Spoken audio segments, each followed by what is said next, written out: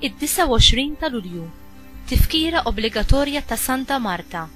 Qari mill-Evanġelju ta' San Luqa, kapitlu 10, versi minn 38 sa 42.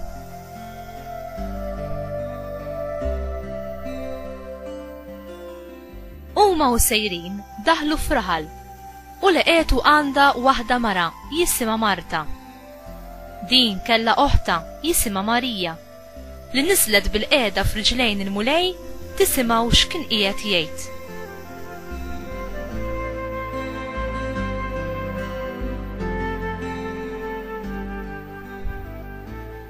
Iżda Marta kienet moħħa fuq il-ħafna xogħol tad-dar. Imbagħad resqet u qaltlu: Mulej, m'intix tara kif oħti ħallit ix-xogħol kollu fuqi biss? Mela ejdilha taqbad tagħmel xi ħaġa miegħi.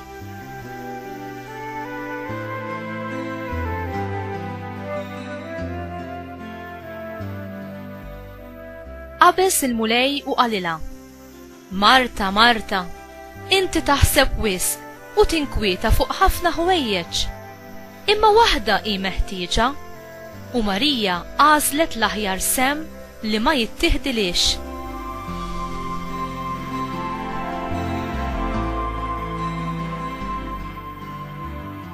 Il-kelma tal-mulej tifkir lilek Kristu.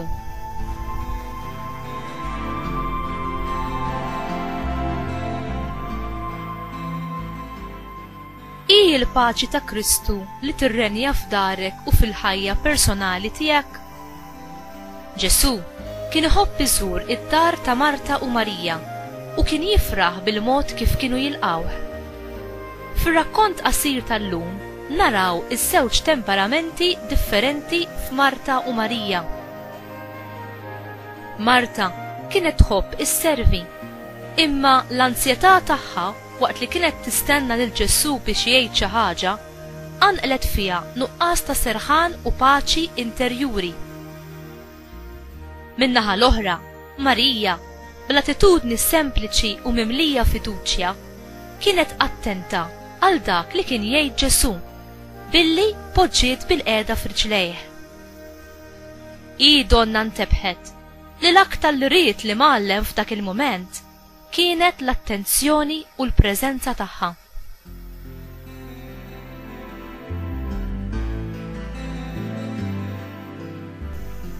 L-ansjetà u l-preokkupazzjoni isommuna l-bogħod milli nisimgħu u nagħtu lill-mulej l-attenzjoni sħiħa tagħna li hu jixtieqna nagħtuh. Il-mulej jistedinna nagħtuh il-ħafna ħsibijiet u ansjetajiet tagħna għaliex huwa ta' min jaf dah u jista' jissodisfa kull bżonn minn tagħna. Il-grazzja tiegħu teħlisna mill-inkwiet żejjed tagħna.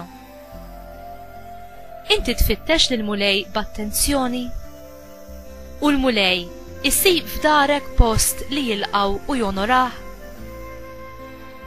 Meta tirċievi lil Ġesu fl-Ewkaristija, tista' tgħid li Ġesu fik sab il-ferħ li kien isib bil-mod kif kienu jilqawh in-nies li ħabbewh u femuh?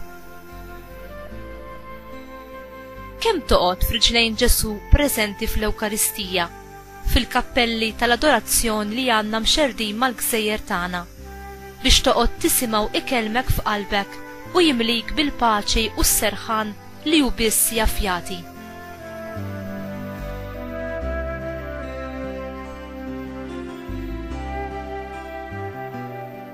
Mulej, li nkun fil-preżenza tiegħek huwa ħajti u l-uniku ferħ tiegħi.